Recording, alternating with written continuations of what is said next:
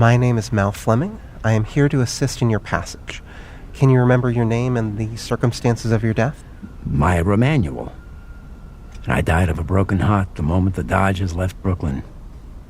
I was also shot in the forehead when my barbershop was robbed, but hey, I was already a walking corpse by then.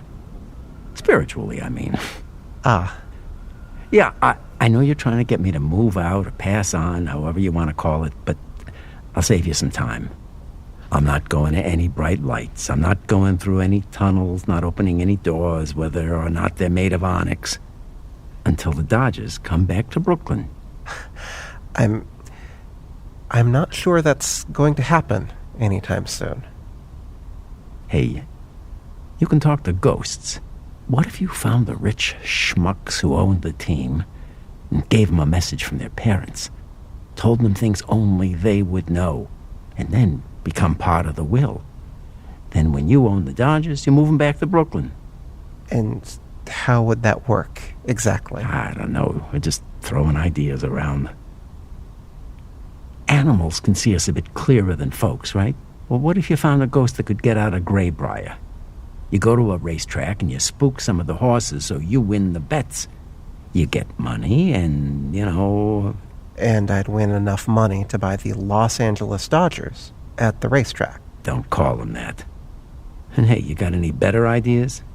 Even if I could somehow use the fact that I can talk to the permanent residents of Greybriar, which I will note only happens within Greybriar itself and is extremely limited even then, I have no desire to exploit it. You could probably make enough money to buy the Dodgers if you proved ghosts were real. Just saying. That would cause complications. Caldwell made that very clear in his notes, and I agree with him. And to sum it all up, all of this, the proven existence of life after death, the purchase of a multi-billion-dollar sports franchise, would be for one spirit to pass on. I'm just giving you options. I'm okay staying here. I get to listen to baseball games, I get to talk to the other ghosts. Nobody needs a haircut. Well, aside from you. I don't think I need a haircut. Who cuts your hair? I cut it myself. During the pandemic, I bought a hair trimming kit. It's much cheaper, and I never really cared that much how my hair looks, so haven't been back to a barber ever since. First off, I can tell your hair wasn't done by a professional. It's completely uneven. Your hair says a lot about you, whether you care about the impression you're making or not. It matters if you say to everyone in Flatbush, hey, I don't care what I look like, you see me. It's rude. At least that's how it was back when I was alive. Things have changed, I get that. I'm just saying. Second, a barbershop isn't just about the haircuts. It's a place where you catch up, you get advice, you listen, you talk about the neighborhood, who's hiring. You talk about baseball. You like baseball, kid? Yeah, I do. I like baseball. Baruch Hashem. Caldwell was a basketball guy. Fun sport to play, I get it. At least he wasn't a football guy. Basketball just moves too fast. Baseball gives you room to talk, lets the excitement build. You got a team, Mal? The Mets. Es tut mir leid. You know they're never going to win again. I wouldn't say that. We got pretty close last year, and if you look at the advanced stats, Juan Soto's plate discipline is unmatched in the entire I put a curse on them. As a ghost. They're trying to replace the Dodgers in people's hearts, and the Dodgers were Brooklyn's team. The Mets, they play in Queens. Come on. That's why they'll never win. Curse of Myra Manuel. I mean, they did win. 1986 and 1969, before I was born, but still. Even the best hitter only gets on base a third of the time. Are any of the ghosts here able to actually curse people? Best I can do is get baseball games on the radio. Ghostly antenna. I would say that I hope that it isn't possible, but I have been surprised by what spirits here can do and how much it varies between each permanent resident. Kinahara. Oh, sorry, I don't know Hebrew. Yiddish. And neither do I. Just picked up a couple of phrases from my parents. Born in Brooklyn, pretty much never left. Don't know any language except American. And a little Hebrew for my bar mitzvah. Would you like to talk about your life at all aside from the Dodgers? Hey, I know what you're trying to do, Mal. And I'm always ready to talk. That's part of being a barber. Some customers just want to go on and on about whatever comes into their head. Some of them just want to listen to what you have to say. You're the second type, I can tell. I'm always ready to talk. But I'm not passing on until the Dodgers move back to Brooklyn. Understood. We can also talk baseball, if you'd like. You go to many games at, it's not Shea anymore, it's, Citi Field. Something wrong about that. A ballpark named after a bank. I've only been a few times, unfortunately. Tickets are expensive. Guessing they aren't $1.85 anymore. They are not. Don't worry. I know things have changed. But that was the thing about Ebbets Field, you know? It was small, it was cheap to get into, especially since the neighborhood kids would just sneak in. Not saying I did that, but... and it was in the neighborhood. You could walk there from Flatbush. Sometimes Eva and Ruth would get out of school, and I'd just take them there. We'd get hot dogs and made them promise not to tell their mom. You heard of Howlin' Hilda? Or the Dodgers' Symphony? Vaguely? Howlin' Hilda. She was just a regular Dodger fan, you know? But she was loud. You could hear her in Prospect Park how loud she was. And she'd bring this cowbell. I don't think you'd be able to bring a cowbell to Citi Field, let me tell you. And she'd bang on the cowbell, telling them bums to get their act together, telling the other team to... Well, she could get a little worked up when she started banging her cowbell. Eva once repeated some choice words at the dinner table, and... Going to a Dodgers game is a cultural experience. It's like the Brooklyn Museum, but for the present instead of the past. And the Dodgers Symphony, well, they were a band, if you could call them that. Just a bunch of people playing instruments that they had no idea how to play. Symphony. Emphasis on phony, you get it? Red Barber named them that. One of the best parts of the Dodgers were the announcers. We had the best. Red Barber, Vin Scully. The Dodgers betrayed Brooklyn, but I don't blame Vin. He was the best you could ask for. After what happened with Don Drysdale when he had to announce, he was the best you could ask for. And baseball's better on the radio. We'd always tune into the game at the shop. Everyone would talk and talk and talk, except when there was a Dodgers game on. Sometimes I'd hear about a double play or a home run on the radio, and I could swear I could make out the cheering all the way in Ebbets Field. It was special, you know? You don't have stuff like that at Citi Field, do you? I suppose not. Yeah, I'm not trying to bust your chops. You get into baseball when you were a kid? Sneak into ballparks, play your own games in the street? Oh, no, I was much more interested in, the history of the game and how the statistics sort of told that history. How you could compare someone like Clayton Kershaw to Sandy Koufax all the way back to Christy Mathewson. There aren't other games you can do that with, not really. Huh. Yeah, I guess half the conversations in the shop were about who the best player was, who the best defensive catcher, or what have you. Roy Campanella, in case you were asking. Yeah.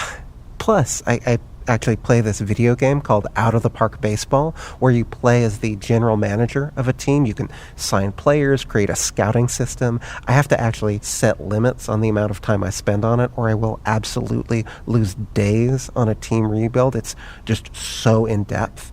Sorry, that was not related to the... It's all right. But there's something wrong about dreaming of being a general manager instead of dreaming of actually hitting a home run or making the double play, you know? I was never a particularly athletic child, even in my imagination. Sorry. I don't want to be one of those old guys who's always ranting about how the kids these days aren't right. My dad was one of them. My father-in-law...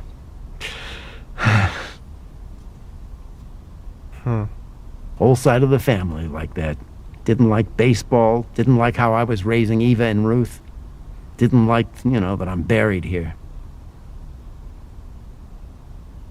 I can imagine that was... Not that I'm complaining. Herschel gave me some of the money to start the barber shop. With that and the GI loan, I paid him back quick, though.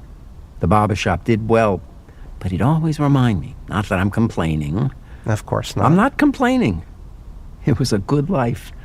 Worst thing that happened was the Dodgers leaving Brooklyn. Yeah, I got shot by some idiot kid. The war. Wasn't pretty. Never made my peace with God after that. My wife and I, we married young, but that's just life, right? What happened to the Dodgers, that's different. You don't move a team. rips out the heart of the city. I did research your death. They found... Doesn't matter. Are you... Doesn't matter. Yeah, it was probably part of a bigger story, but it doesn't matter to me. It doesn't matter to the people I loved, still love. So, doesn't matter. It's not what's keeping me here. That's... The Dodgers moved to Los Angeles. You got it, kid. I find it interesting that that's more of a sticking point than the circumstances of your death or your changing relationship to God. Yeah, it changed my death. And hey, saw some stuff in the war. Asked God about it, got no response. Well, I don't need to go to synagogue, don't need to keep kosher, and definitely don't need to be buried in your cemetery. Well, Greybrier's non-denominational, so... You see anyone else from my family buried here? Must have been pissed when they couldn't get out of the will. Yes, so that feels slightly more important than whether the Dodgers You're a baseball fan. Don't you get it? Baseball's more than just baseball. Game 3 of the 55 World Series. I was able to get tickets for me, Eva, and Ruth. And Ebbets Field was... It felt like the entire borough of Brooklyn was there, you know? And Eva and Ruth, they were giddy, right? They couldn't sit still, even though the Yankees had won the first 2 games. And even though the Yankees always beat the Dodgers. The Yanks were untouchable back then. And in the back of my head, I was thinking, what have I got Eva and Ruth into? The Dodgers are going to lose, and their hearts are going to break, and that'll be on me. Esther told me not to take them to games, not to show them how to keep score, even though it taught them math. It wasn't something for nice girls to be fans of. But they loved it. They loved it even more than I did. But then, Roy Campanella hit a 2-run homer with 2 outs in the bottom of the first, and Eva and Ruth go crazy. They scream louder than Howlin' Hilda, and I just knew the Dodgers were gonna win it all. And on Game 7, we gathered around the radio, and we all listened as Ellie grounded out to Pee Wee Reese, and the Dodgers won the series. Eva and Ruth were jumping around and yelling, but no one told them to keep it down, because all of Brooklyn was doing the same thing. Even Esther was smiling. First time they won the World Series. Last time, too. That's lovely. Yeah, it was. And the Dodgers were important to Brooklyn. You know about that, right? Everyone talks about Jackie Robinson, but that's because he was important. For the country, yeah, but for the city, the Dodgers did that. And it felt like we did that too. Seeing everybody out there rooting for him, that was special. And people forget that he was also just a great ball player. He played angry. I mean, I get why he played angry and why people don't talk about his ball playing, considering that he was more than just a ball player. But what a ball player. Best base runner I ever saw, and an incredible second baseman. He could turn 1 out into a double play. And Sandy did his best work in L.A., but I got to see him in Brooklyn, when he was still finding his control. Imagine if he could have done what he did in Brooklyn. The city would have... You shouldn't be allowed to do what Walter O'Malley did. There should have been a law. The Dodgers didn't belong to him. The team belonged to the city. Sorry. This would have gotten me laughed out of the barbershop. Too sappy. But yeah, the Brooklyn Dodgers, they were something.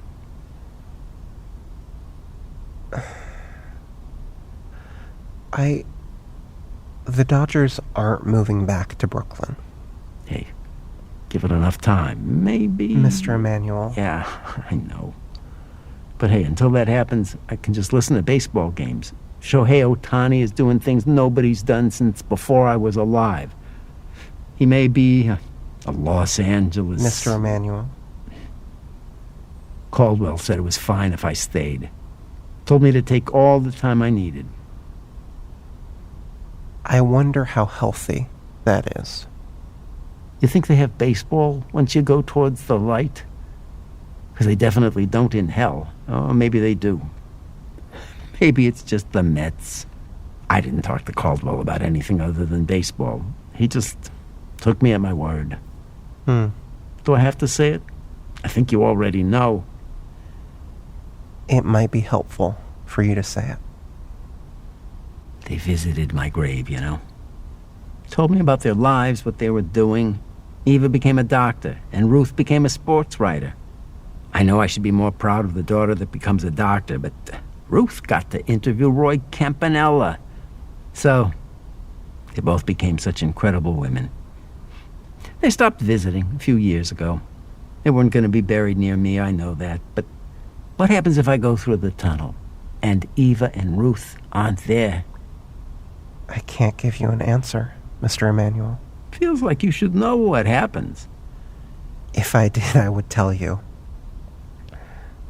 What I can tell you is that, as great as listening to Shohei Ohtani and Juan Soto, and I really do think the Mets might win next year, I cursed them, remember?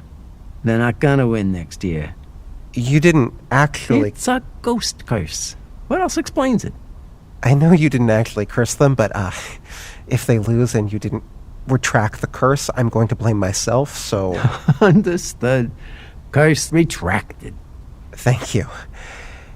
As wonderful as it is to listen to baseball, if you pass on and your daughters are there, you're going to regret every minute that you could have spent with Ruth and Eva. Yeah. I mean, any other spirit tell you they're scared? That they know what they have to do, what they're supposed to do, but they're scared. You have a little bit of comfort here, but you don't want to give it up for the unknown. I get that sense from some spirits, yes, and some of them are happy here, some of them still need to resolve things, but you're right, it's easy to get comfortable, to not do something you know you need to do because it scares you. In life, too, I guess. It's like how the worst type of team to be is a mediocre one. If you're contending, well, then you're contending. And if you're at the bottom of the standings, you're rebuilding. You're getting draft picks, getting prospects, saving money for a free agent signing. But if you're just in the middle of the road, lose in the first round of the playoffs every year, you're stuck. You don't even have the prospect of a World Series a few years down the line to look forward to. Easy to get comfortable. Pish. That sounds like some general manager dreck. Sorry, but... I see it. I see it. We're in agreement. I would have brought up some actual ball players, but I know what you mean. I guess I'm going up to the plate. That sounds... Thank you. Listen, though. If I hear that the Dodgers actually move back to Brooklyn, I'm gonna haunt you. Understood? Understood. Okay. Here we go.